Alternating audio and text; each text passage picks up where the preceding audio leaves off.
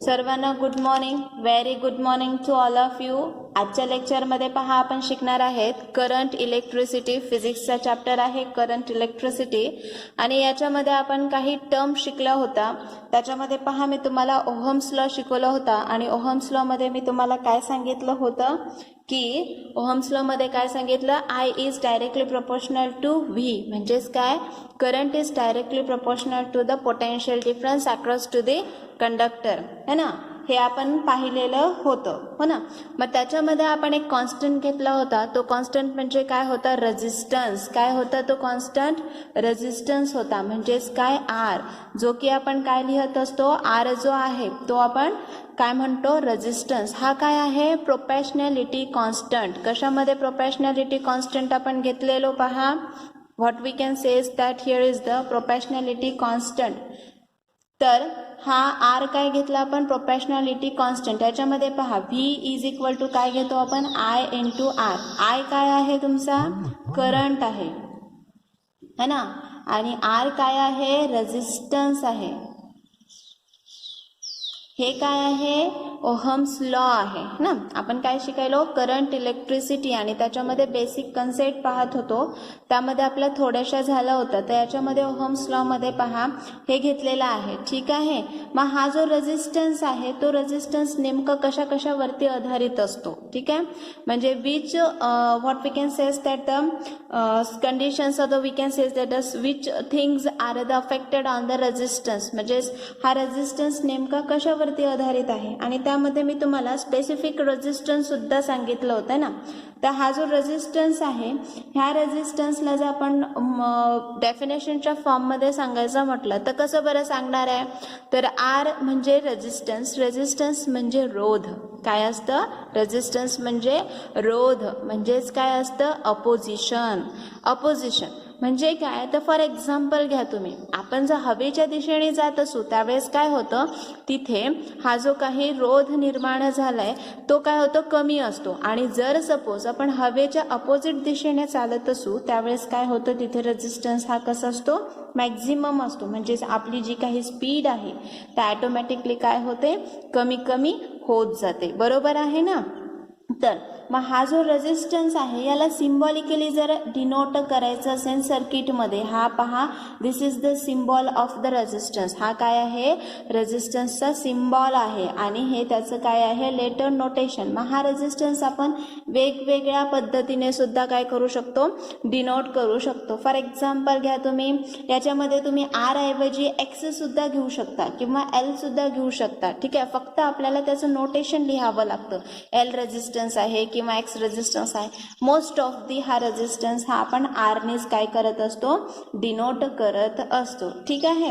आणि ओहम जो ohms law आपल्याला सांगितलेला आहे, तर ओहम्स लॉ काय आहे, V is equal to I into R, हा आहे, ठीक आहे. तर ह्या ओहम्स लॉ वरनं आपण काय सांगू शकतो, हा जो रेझिस्टन्स आहे तो डिफाईन करू शकतो. कसं बरं डिफाईन करणार पहा. काय आहे, रेझिस्टन्स हा इथे आपण असंच ठेवलेला आहे आणि काय करतो आपण, हा जो काही आय आहे तो इकडे घेऊन जाऊया. म्हणजे काय झालं, आपल्याला मिळालं व्ही अपॉन आय मिळालेला आहे, ठीक आहे. मग हा रेझिस्टन्स ओहम्स लॉ नुसार जर डिफाईन केलं तर कसं डिफाईन करता येईल बरं आपल्याला. Resistance is the ratio of potential difference with respect to the unit current flowing through the conductor, है ना. म्हणजे एखादा युनिट रेझिस्टन्स घेताय तुम्ही, काय घेताय, युनिट रेझिस्टन्स, युनिट रेझिस्टन्स, है ना.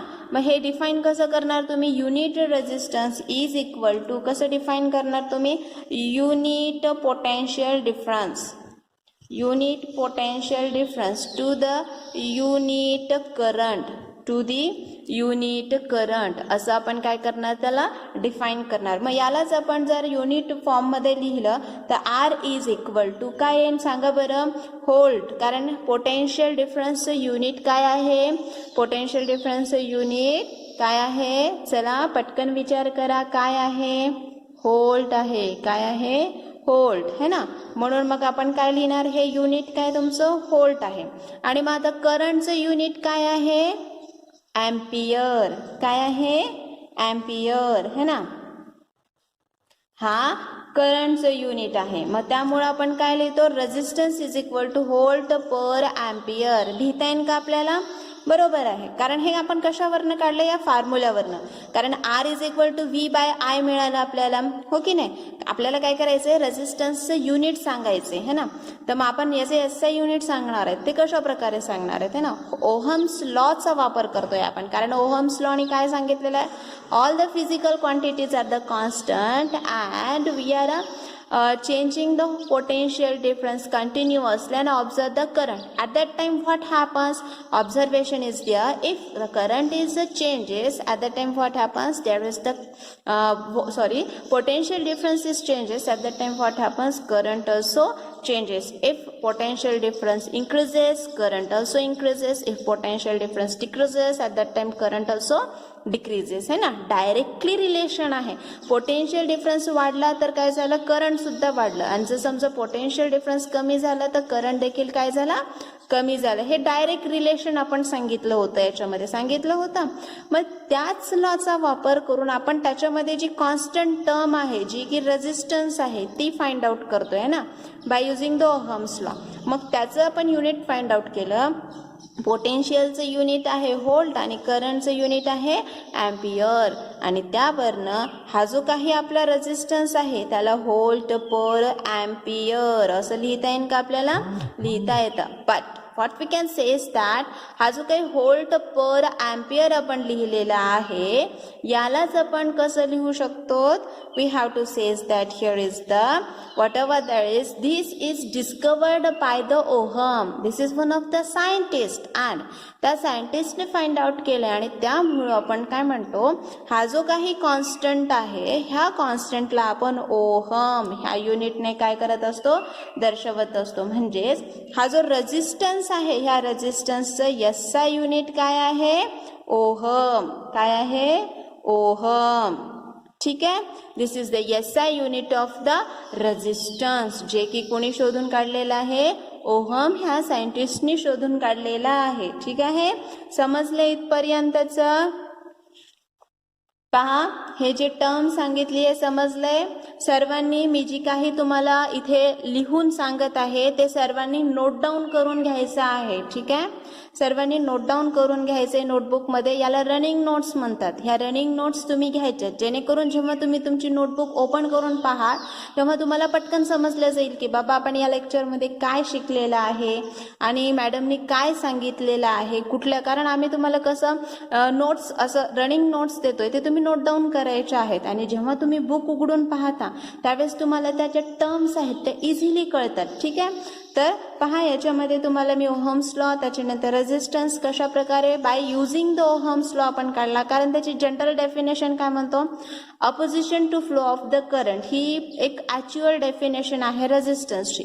पण by using the Ohm's law आपण त्याची जेव्हा डेफिनेशन काढतो तर ती डेफिनेशन कशी काढणार आपण, the resistance is the ratio of potential difference to the current flowing through the conductor. ठीक आहे, जो काही त्या कंडक्टरला लावलेलं पोटेन्शियल डिफरन्स आहे आणि त्यामध्ये जो काही करंट फ्लो होणार आहे त्यांचा जेव्हा आपण रेशो घेतो त्याला आपण काय म्हणत असतो, रेझिस्टन्स असे म्हणत असतो. आणि याच फॉर्म्युल्यावरनं आपण काय केलेलं आहे, एक फाइंड आउट केलेलं आहे त्याचं युनिट. ठीक आहे, कारण आपल्याला पोटेन्शियल डिफरन्सचं युनिट माहिती आहे, करंटचं युनिट माहिती आहे आणि त्यावरनं आपण व्ही पर म्हणजेच व्होल्ट पर अँपियर हे काढलं. आणि ओहम सायंटिस्ट यांच्या स्मरणाप्रित्यर्थ म्हणून रेझिस्टन्सचं जे एसआय युनिट आहे ते काय दिलेलं आहे, ओहम असं दिलेलं आहे. ठीक आहे, तर हे झालं आपलं रेझिस्टन्स. आता त्याचं युनिटही पाहिलं. मग आता या युनिटला आपल्याला काय करायचंय, डिफाईन करायचंय.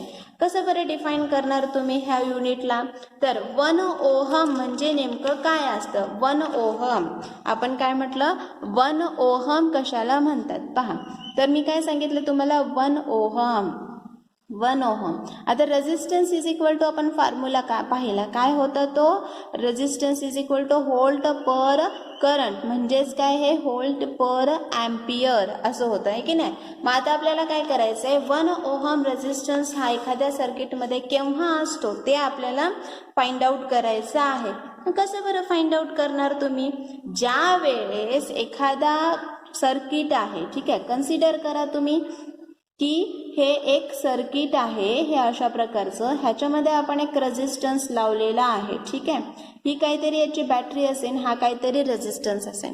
त्या सर्किटमध्ये हा आय एवढा काहीतरी करंट फ्लो होतो. ठीक आहे, तर हा रेझिस्टन्स जो आहे तो R is equal to 1 ohm केव्हा असतो ते आपल्याला पाहायचं आहे. ठीक आहे, if considered as that is the V is equal to काय आहे 1 व्होल्ट इतकं असेल. ठीक आहे, आणि I इज इक्वल टू काय आहे 1 ॲम्पियर इतकं आहे. ठीक आहे, म्हणजेच काय, ज्या वेळेस ह्या सर्किटमध्ये आपण 1 व्होल्ट इतकं पोटेन्शियल कनेक्ट केलेलं असेल त्यावेळेस यामध्ये फ्लो होणारा जो करंट आहे तो 1 ॲम्पियर आहे.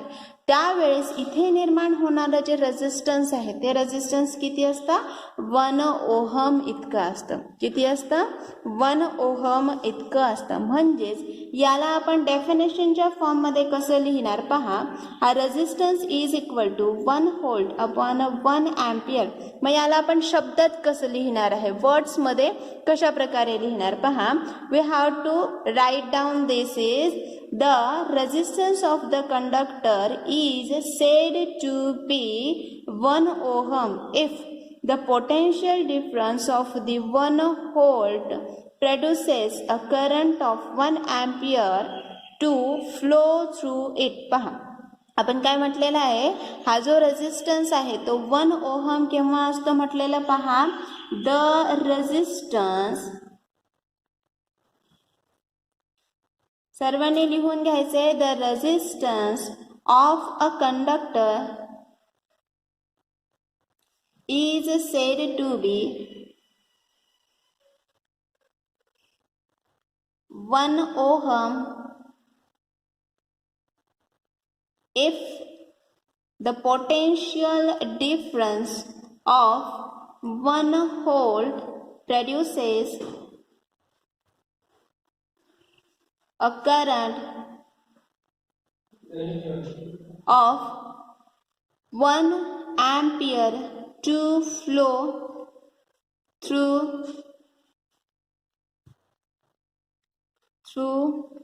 it. ठीक आहे, तर हे आपण काय घेतलेलं आहे, त्याची डेफिनेशन घेतली पहा. कशाची, 1 व्होल्टची डेफिनेशन घेतलेली आहे. त्याच्यामध्ये आपण काय म्हटलेलं आहे, ज्या वेळेस आपण 1 व्होल्ट इतकं काय केलेलं आहे पोटेन्शियल जोडलेलं आहे तेव्हा त्या सर्किटमधनं 1 ॲम्पियर एवढी काय होते करंट पास होते. तिथे निर्माण होणारे किंवा तिथं असलेलं जे रेझिस्टन्स आहे त्या रेझिस्टन्सला आपण काय म्हणत असतो 1 ओहम रेझिस्टन्स असे म्हणत असतो. ठीक आहे, this is about the resistance. त्याच्यानंतर नेक्स्ट टर्म आहे ती म्हणजे कंडक्टन्स. कंडक्टन्सला आपण केने डिनोट करतो. आणि कंडक्टन्स म्हणजे काय, इट्स अ प्रॉपर्टी. कशाची आपल्याला माहिती आहे, कंडक्टर माहिती आहे, इन्सुलेटर माहिती आहे, सेमी कंडक्टर माहिती आहे ना. ह्या प्रत्येक मटेरियलमधनं फ्लो होणारा जो करंट आहे तो करंट कसा असतो, कमी जास्त असतो, हो की नाही. जेव्हा आपण कंडक्टर घेऊया तर कंडक्टरमध्ये जास्तीत जास्त करंट फ्लो होणार आहे, है ना. त्यानंतर तुम्ही सेमी कंडक्टर घ्या, हा तर काय करतो, it's working like a conductor and it's working like a bad conductor also, है की नाही. तर मग आता आपण कंडक्टन्स पाहिलो आणि त्याच्यामध्ये जर आपण इन्सुलेटर घेतलो तर त्यावेळेस काय होतं, तिथे काय होतं सांगा. इन्सुलेटर म्हणजे काय असते, तिथे we have to says that the whatever that is the insulator मधनं करंट जो पास होतोय तो किती आहे सांगा चला. इन्सुलेटर मध्ये पास होणारा जो करंट आहे तो कसा पास होणार आहे, इन्सुलेटर मधनं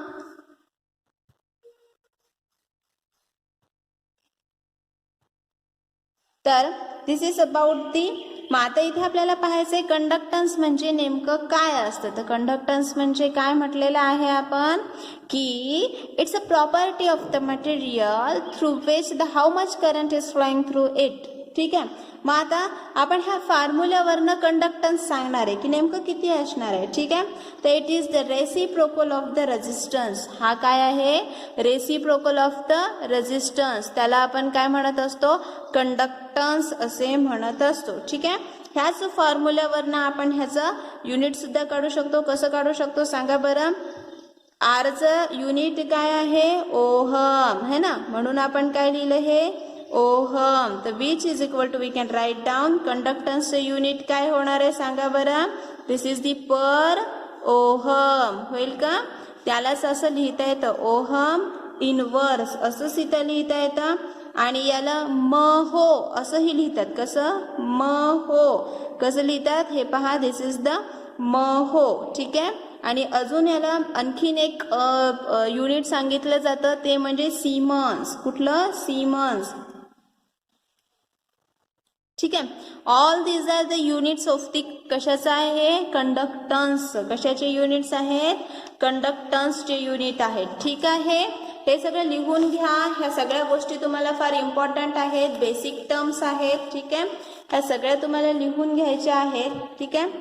दिस इज अबाउट दी कंडक्टन्स. दिसतंय का सर्वांना.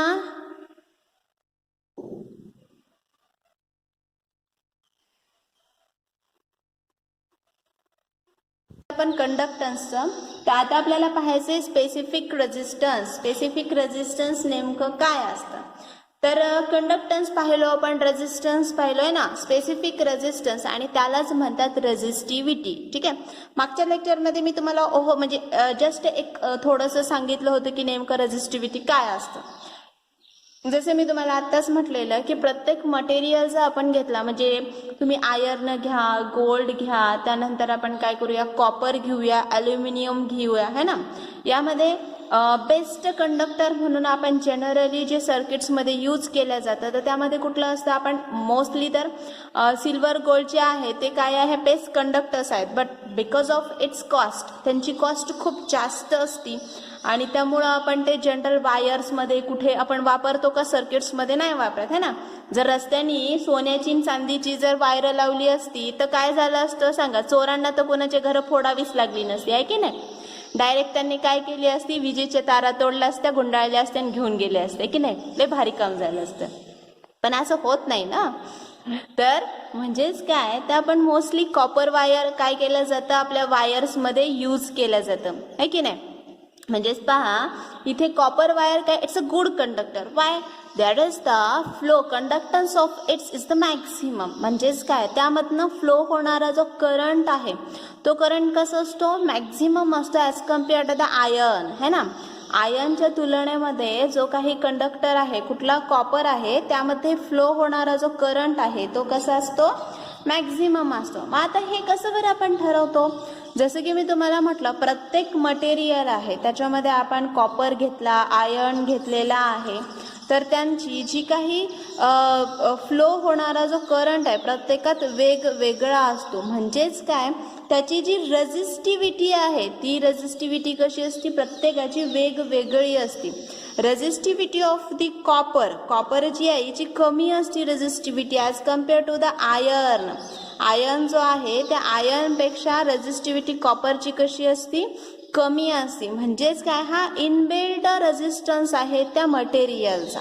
तो जो मटेरियल आहे त्या मटेरियलचा इनबिल्ड रेझिस्टन्स आहे. ठीक आहे.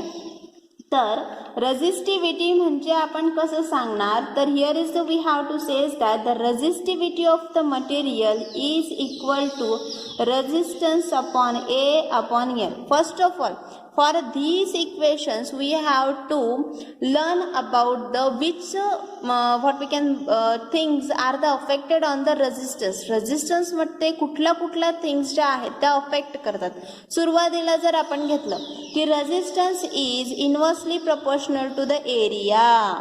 म्हणजे समजा आपला जो वायर आहे तो वायर केवढा आहे मोठा आहे छोटा आहे कशा प्रकारचा आहे. सपोज असं कन्सिडर करा तुम्ही हा जो वायर आहे हा असा छोटा असेल याचा जो क्रॉस सेक्शनल एरिया घेतला आपण सपोज याला काहीतरी ए नाव देऊन टाकू. ठीक आहे. दुसरा वायर घ्या तुम्ही हा मोठा वायर आहे याचा एरिया कसा आहे खूप मोठा आहे है ना याला बी नाव देऊन नये. आता या फॉर्म्युल्यानुसार जर आपण म्हटलं R is inversely proportional to area म्हटलं म्हणजे रेझिस्टन्स हा एरियाच्या इनवर्स रिलेशन आहे. इनवर्स रिलेशन म्हणजे काय होतं सांगा बरं. हा ए आहे आणि हा आर आहे. सपोज एरिया जर इन्क्रीज झाला रेझिस्टन्स काय होणार डिक्रीज होणार, आणि एरिया जर डिक्रीज झाला तर रेझिस्टन्स काय होणार, इन्क्रीज होणार. याला इनव्हर्स रिलेशन म्हणतात. म्हणजे काय, व्यस्त प्रमाण आहे. काय आहे, व्यस्त प्रमाण आहे.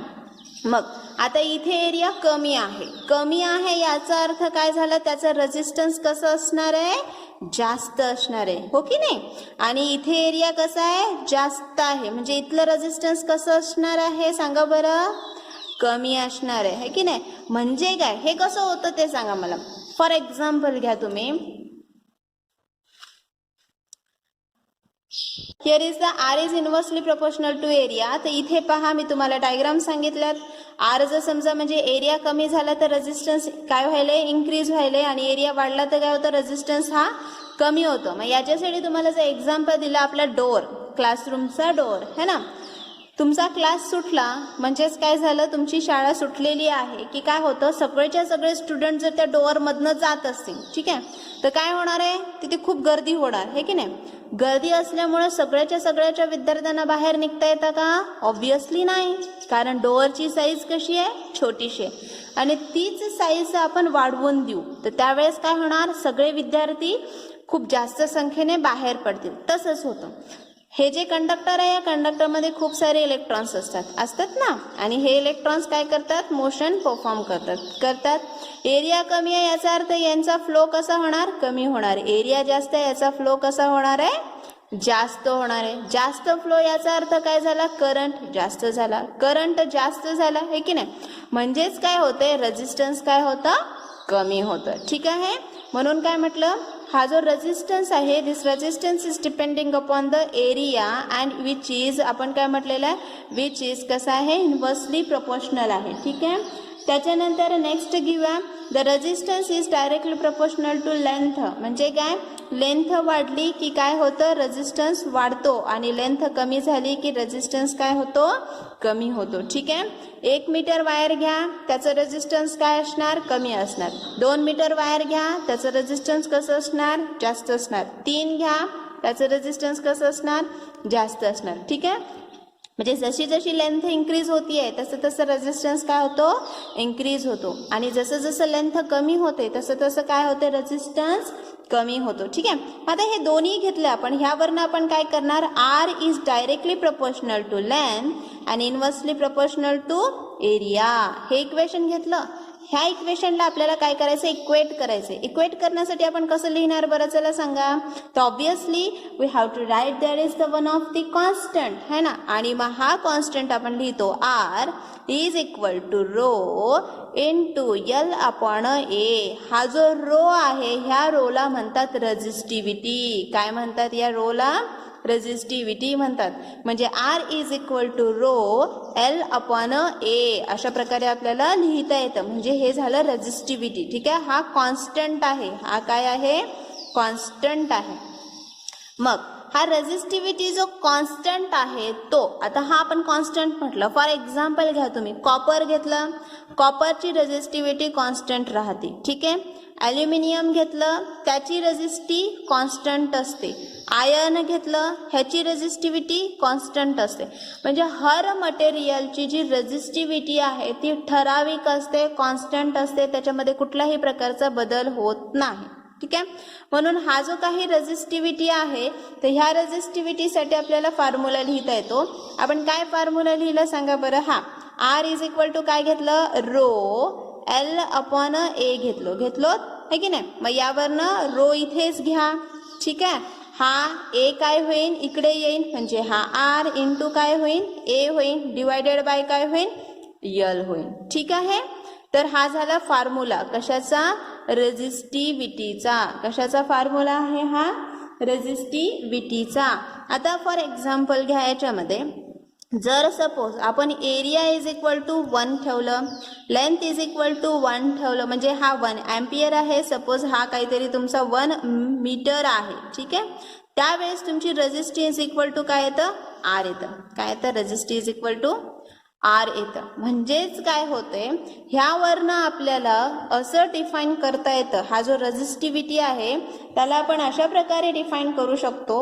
ह्या रेझिस्टिव्हिटीलाच स्पेसिफिक रेझिस्टन्स असं देखील म्हटलं जातं. काय, स्पेसिफिक रेझिस्टन्स असं देखील म्हटलं जातं. ठीक आहे. मग आता ह्यालाच आपण कसं बरं डिफाईन करणार आहे. From this we have to define as the specific resistance.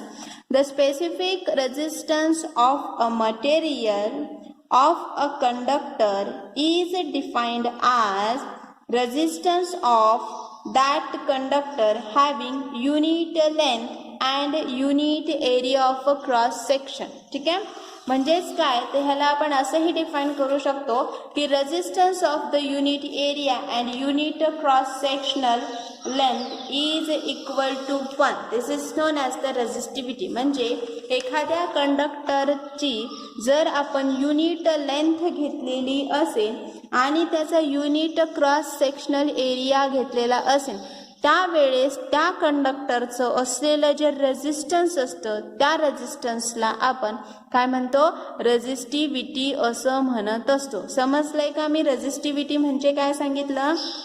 जर एखादा कंडक्टर आहे त्या कंडक्टरचा क्रॉस सेक्शनल एरिया हा युनिट म्हणजे काय असते 1 असते. ठीक आहे. आणि त्याची जी लेंथ आहे ती सुद्धा कशी असली पाहिजे युनिट लेंथच असली पाहिजे. त्यावेळेस तिथं असलेली जी म्हणजे त्या मटेरियलची जी रेझिस्टिव्हिटी आहे ती रेझिस्टिव्हिटी किती असते त्यावेळेस म्हणजे ह्या ज्या कंडिशन असतील तेव्हा असलेलं जे त्या मटेरियलचे रेझिस्टन्स आहे तेवढीच याची काय असते मटेरियलची रेझिस्टिव्हिटी असते. प्रत्येक मटेरियलची रेझिस्टिव्हिटी ही कॉन्स्टंट असते. जसे की कंडक्टर आहे कॉपर आहे कॉपरची रेझिस्टिव्हिटी कॉन्स्टंट असते. त्याच्यानंतर ॲल्युमिनियमची रेझिस्टिव्हिटी कॉन्स्टंट असते. त्यानंतर आयर्नची कॉन्स्टंट असते. If the material is changes at that time also there is the resistivity also changes. आता याच्यासाठी एखादा एक्सपेरिमेंट घेऊ आपण. फॉर एक्झाम्पल घ्या. सपोज एक आपण काय केलं एक सर्किट घेतलेलं हे अशा प्रकारचं. ठीक आहे. इथे काय करूया आपण एक पोटेन्शियल डिफरन्स लावून देऊया हे अशा प्रकारे. ठीक आहे. मग इथे काय करतोय आपण एक वायर जोडलाय. पहिल्यांदा काय करू आपण कॉपरचा वायर जोडूया. कशाचा कॉपरचा वायर. आणि काय करणार आहे आपण हे जो व्होल्टेज आहे ते काय केलं आपण कॉन्स्टंट ठेवलेलं आहे. याच्यामध्ये कुठल्याही प्रकारचा बदल नाही करणार आहे. आपण फक्त काय करणार आहे इथली वायर बदलणार आहे. ठीक आहे. मग आपण काय केलं पहिल्यांदा कॉपरची वायर काढली. ठीक आहे. कॉपरची वायर काढली त्यावेळेस इथला करंट मेजर केला. इथे काहीतरी तुम्हाला जास्त करंट मिळेल. ठीक आहे. हा मॅक्झिमम असेल. त्यानंतर तुम्ही काय करा ॲल्युमिनियमची वायर जोडा. ही वायर काढून टाका. यांची लेंथ सेम असायला पाहिजे. किती एरिया 1च असला पाहिजे लेंथ ही सेमच असली पाहिजे. ठीक आहे. आपण काय लिहितो ॲल्युमिनियमची वायर जोडली. ऑब्विसली वी नोन दॅट ॲल्युमिनियममध्ये पास होणारा जो करंट आहे तो हा कॉपरपेक्षा कसा असणार आहे कमी असणार आहे. ठीक आहे. नंतर काय करू आपण इथे आयर्न जोडूया. आयर्नमध्ये फ्लो होणारा जो करंट आहे तो ॲल्युमिनियमपेक्षा कसा असणार आहे अजून कमी असणार आहे की नाही. म्हणजेच काय होतं इथे की ह्याच्यामध्ये जो फ्लो होणारा करंट आहे तो काय होतो बदलतो. कसा बदलत आहे सांगा बरं. तर इथे आपण काय केलंय प्रत्येक वेळेला काय केलेलं आहे चेंज केला. कशामध्ये मटेरियलमध्ये चेंज केला. आणि आपल्याला काय ऑब्झर्वेशनच आलेलं आहे की त्याच्यामध्ये फ्लो होणारा जो करंट आहे तो करंट काय होतो प्रत्येक वेळेला बदलत आहे ना. जसं जसं आपण मटेरियल बदललं तसं तसं काय झालं त्याचं जे काही करंट आहे तो कमी जास्त झाला. हो की नाही. मग आता मला एक सांगा आपण काय घेतलं कॉपर घेतलं. कॉपरमध्ये जास्त करंट आहे ना. म्हणजे काय झालं कॉपरची रेझिस्टिव्हिटी कमी आहे ना. अपोजिशन फ्लोला करंटच्या फ्लोला कसा आहे कमी आहे का. आणि त्याच्यानंतर आपण काय केलं आता हे कॉपर घेऊ आपण. ठीक आहे. त्याच्यानंतर आपण काय केलं नेक्स्ट कुठला घेतला ॲल्युमिनियम घेतला. ॲल्युमिनियमची रेझिस्टिव्हिटी ह्या रो म्हणजे कॉपरपेक्षा कशी आहे जास्त आहे. म्हणजे अपोजिशन फ्लोला कसं आहे जास्त आहे. म्हणजे तुम्हाला असं लिहिता येईल का रो ॲल्युमिनियमचं कसं असणार आहे कॉपरपेक्षा जास्त असणार आहे. आयर्न घ्या. आयर्नमध्ये काय झालं सांगा बरं. आयर्नमध्ये ॲल्युमिनियम आणि कॉपरपेक्षा करंट कसा आहे कमी आहे. याचा अर्थ काय झालेला आहे तुमचं जी काही रेझिस्टिव्हिटी आयर्नची कशी असणार आहे जास्त असणार आहे. म्हणजे तिथे अपोजिशन कसं असणार आहे जास्त असणार आहे. म्हणजे पहा काय झालेलं आहे कॉपरमध्ये रेझिस्टिव्हिटी अपोजिशन कमी आहे. ॲल्युमिनियममध्ये याच्यापेक्षा जास्त आहे. आयर्नमध्ये यापेक्षा जास्त आहे ना. मटेरियल बदलला अपोजिशन बदललं. अपोजिशन बदललं म्हणजे करंट बदलला. म्हणजे काय होतो तो कमी कमी होतो. म्हणजेच काय तर it's a property it's a what we can say is that the inbuilt resistance which is present in the material, त्या प्रत्येक मटेरियल मध्ये असलेलं रेजिस्टन्स आहे. मग यामध्ये जर तुम्ही इन्सुलेटर घेतलात म्हणजे ग्लास घेतला, त्याच्यानंतर तुम्ही काय करा, आपलं हे घ्या, वूड घ्या, तर त्यांची रेझिस्टिव्हिटी कशी असणार आहे, मॅक्सिमम असते, म्हणजे जवळपास मला वाटतं 10⁻16-15 पर्यंत असतं. म्हणजे काय आहे, एवढी जास्त रेझिस्टिव्हिटी असल्यामुळं मला सांगा काचेमधनं म्हणजे ग्लासमधनं करंट पास होतो का? ऑब्व्हियसली नाही होत. आणि तसंच आपल्या वूडमधनं पास होतं का? ऑब्व्हियसली नाही होत, कारण त्यांची रेझिस्टिव्हिटी कशी आहे, मॅक्सिमम आहे, कारण सगळे इलेक्ट्रॉन्स कशात हेवीली बाउंडेड आहेत है ना, म्हणून त्यामधनं करंटही पास होत नाही. म्हणजेच काय होत आहे इथे की हा जो काही करंट आहे, ही जी काही रेझिस्टन्स आहे, this is the resistance of the unit area and the unit length of the material. ठीक आहे, समजलंय का हे तुम्हाला रेझिस्टिव्हिटी म्हणजे काय असतं? This is about the resistivity. ठीक आहे, मग आता आपण काय करूया, ह्या रेझिस्टिव्हिटीचं युनिट फाइंड आउट करूया. युनिट कसं फाइंड आउट करणार? फॉर्म्युला माहिती आहे आपल्याला. काय आहे formula? Rho is equal to काय फॉर्म्युला घेतला आपण सांगा? RAL घेतलेला आहे का? ऑब्व्हियसली आर म्हणजे रेझिस्टन्स, ए म्हणजे काय आहे, ए म्हणजे एरिया, आणि एल म्हणजे काय आहे तुमचा? चला सांगा, एल म्हणजे आहे लेंथ आहे. ठीक आहे, तर दिस इज अबाउट इट. मग आता याचे तुम्ही युनिट्स लिहा, सगळ्यांची युनिट्स माहिती आहेत तुम्हाला. रो, आरचं युनिट काय आहे? Resistance ohm. एरियाचं काय असतं? मीटर स्क्वेअर असतं. लेंथचं काय असतं? मीटर असतं. मग मला सांगा, हा मीटर स्क्वेअर काय होईल? कॅन्सल होऊन जाईल, आणि मग रिमेनिंग काय राहतं सांगा बरं? ओहम मीटर हे राहतं है ना. दिस इज ओहम मीटर हे काय आहे? रेझिस्टन्स आहे. कशाचं this is the unit, SI unit of the resistance. Resistivity कशाचं युनिट आहे? रेझिस्टिव्हिटीला स्पेसिफिक रेझिस्टन्स असं देखील म्हणतात. काय म्हणतात? Specific resistance. ठीक आहे, हे झालं तुमचं कशाचं युनिट? रेझिस्टिव्हिटीचं. काय आहे? Ohm metre. काय आहे? Ohm metre. ठीक आहे, कसं फाइंड आउट केलं ते समजलं? हे अशा प्रकारे आपण फाइंड आउट केलं. ठीक आहे, हे झालं तुमचं रेझिस्टिव्हिटी.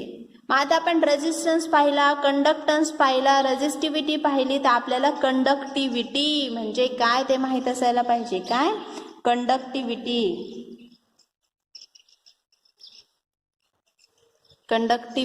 ठीक आहे, ही जी कंडक्टिव्हिटी आहे तिला आपण डिनोट करतो सिग्मानी. कशाने? सिग्मा, किंवा याला डेल पण म्हणतात. ठीक आहे, तर पहा, याला रो म्हणतो आपण. ठीक आहे, याला सिग्मा किंवा डेल म्हणतात. ठीक आहे, तर ह्याला आपण काय कसं डिफाईन करणार? It is the reciprocal of the resistivity. म्हणजे आपण जर रेझिस्टिव्हिटीचा व्यस्त घेतला त्यावेळेस आपल्याला काय मिळतं? कंडक्टिव्हिटी. आणि ह्याच्यावरनं आपण असं युनिटही काढू शकतो, है की नाही? काय युनिट आहे तुमचं रेझिस्टिव्हिटीचं? 1/, ओहम मीटर आहे की नाही? म्हणजे रेझिस्टिव्हिटीचं युनिट काय झालं? पर ओहम मीटर. काय झालं? पर ओहम मीटर. ठीक आहे, त्यालाच असंही लिहिता येतं बरं का, हे ओहम मीटर असं इनवर्स. ठीक आहे, हे जे 1 ओहम मीटर किंवा पर ओहम मीटर लिहितो त्याला आपण असंही लिहू शकतो. ठीक आहे, this is the unit of the conductivity. कशाचं आहे हे? Unit of a conductivity. ठीक आहे, ह्या सगळ्या टर्म्स आपण शिकल्या. तसंच आपण काय केलेलं आहे? वेगवेगळे सर्किट शिकले, कॉम्बिनेशन शिकलेले आहेत. कशाचे? रेझिस्टन्सचे. कुठलं कॉम्बिनेशन? आता साधंसं मी तुम्हाला एक सर्किट दाखवलं, हे वाला सर्किट आहे ना, खूप सोपं वाला सर्किट आहे ना. इथे आपण कंटिन्युअसली व्होल्टेज चेंज करतो आणि ते करंट मेजर करतो. आता तुम्हाला अजून एक सर्किट सांगते. फॉर एक्झाम्पल घ्या, हे अशा प्रकारे आपण काय केले? रेझिस्टन्स जोडले. हे सपोज R1 असेल, हा सपोज R2 असेल, है ना. इथे आपण एक EMF म्हणजे एक बॅटरी लावली. सपोज इथे काहीतरी आपण हे करूया, काय लावूया? एक की आहे. ठीक आहे, मग याच्यामध्ये आपण काहीतरी एक व्होल्ट मीटर लावून घेऊया. हे अशा प्रकारे ना, हे रेझिस्टन्स आहे. हे रेझिस्टन्स आठवतंय का? हे जे सर्किट मी दाखवलं, हे सर्किट तुम्हाला आठवतंय का? कुठं पाहिलंय? शिकलंय का? सांगा. शिकलंय ना? काय बरं हे series combination of the resistance आहे ना. म्हणजे हे जे सर्किट आहे हे इझी आहे, याला आपण सिंपल सर्किट म्हणू शकतो. ठीक आहे, हे सिंपल सर्किट जे आहे आपलं याला आपण सिंपल सर्किट म्हणतो. आणि हे जे सर्किट आहे ह्याचं याला सॉल्व्ह करण्यासाठी आपण काय बरं यूज करणार, series combination of a resistance आहे की नाही. ह्याच्यामध्ये 2 रेझिस्टन्स लावलेत, एक व्होल्ट मीटर लावलेला आहे, एक आपण काय EMF लावलं हो ना. याच्यामध्ये एक ॲम्पियर पण म्हणजे ॲमीटर लावता येतं आपल्याला, हे असं इथं काहीतरी ॲमीटर लावता येतं.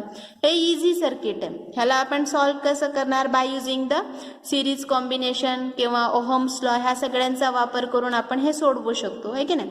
सिरीज कॉम्बिनेशन ऑफ द रेझिस्टन्समध्ये काय फॉर्म्युला आहे सांगा बरं सिरीज कॉम्बिनेशनचा. टोटल जर आपल्याला म्हणजे रेझिस्टन्स फाइंड आउट करायचं तर कसं काढणार, R is equal to R1 plus R2 plus R3 and so on आहे की नाही. ह्यावरनं आपण काय करतो, त्याचं टोटल रेझिस्टन्स काढतो. त्याच्यानंतर तुमचं दुसरं घ्या, कुठलं कॉम्बिनेशन आहे, हे जे रेझिस्टन्स आहेत म्हणजे आता आपण जे पाहिलंय पहा, हे अशा प्रकारे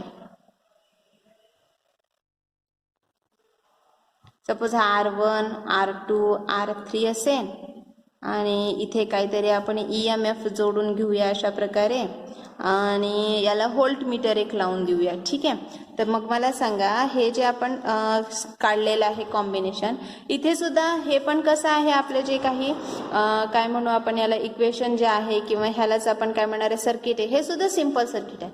by using the parallel combination of the resistance, यावरनं आपण काय करू शकतो, टोटल रेझिस्टन्स काढू शकतो, RP काढू शकतो ना.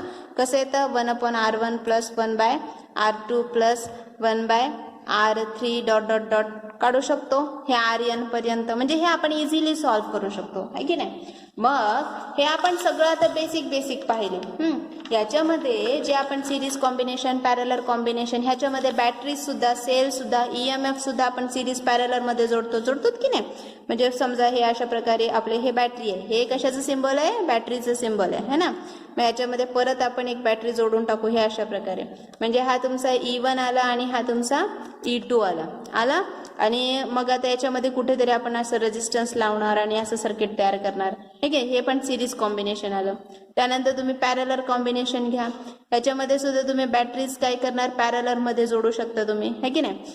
तर हे जे सगळे कॉम्बिनेशन्स आहेत हे इझी आहेत, हे सर्किट इझी आहेत. ठीक आहे, ह्याला आपण सिरीज आणि पॅरलर कॉम्बिनेशनचा वापर करून काय करू शकतो, सॉल्व्ह करू शकतो. But if we wanted to study about the complex circuit, कोणते कॉम्प्लेक्स सर्किट म्हणजे कसे पहा, जर समजा त्याच्यापेक्षा एकापेक्षा जास्त काय यूज केलेत, बॅटरीज यूज केलेले आहेत, एकापेक्षा जास्त इलेक्ट्रॉनिक कंपोनंट्स यूज केलेले आहेत, मग त्यावेळेस ते सर्किट आपण नेमके कशा बरे सॉल्व्ह करायचे आहेत. आता फॉर एक्झाम्पल तुम्हाला मी एक सर्किट दाखवते. सपोज हे असं आपण काहीतरी सर्किट घेतलेलं आहे, हे असे रेझिस्टन्स लावलेत पहा, विट्सन मीटर ब्रिज सारखे. हे जे आहे आता याच्यामध्ये पहा, हे अशा प्रकारे इथे आपण एक EMF जोडलेला आहे. ठीक आहे, हा काहीतरी R1 हा R2 असेल, सपोज हा R3 हा R4 असेल आणि हा R5 आहे, हे अशा प्रकारे. ठीक आहे, हे जे तुम्ही सर्किट पाहिलं दिसते तुम्हाला, हे सर्किट पहा, हे जे तुम्ही सर्किट पाहिलं हे सर्किट जे आहे, आता हा आपण एक EMF घेऊया, सपोज काहीतरी XYZ EMF असेल. हे सर्किट आपण सिरीज आणि पॅरलर कॉम्बिनेशन नुसार सॉल्व्ह करू शकतो का, ऑब्विसली नाही करू शकत है ना. म्हणजे जर सपोज एकापेक्षा जास्त कंपोनंट्स असतील किंवा एकापेक्षा जास्त EMF कनेक्ट केले असतील, फॉर एक्झाम्पल घ्या तुम्ही, सपोज हे अशा प्रकारे काहीतरी सर्किट असेल. ठीक आहे, इथे असा रेझिस्टन्स लावलाय, इथे असा रेझिस्टन्स लावलाय, परत इथे असा रेझिस्टन्स लावलेला आहे. ठीक आहे, आणि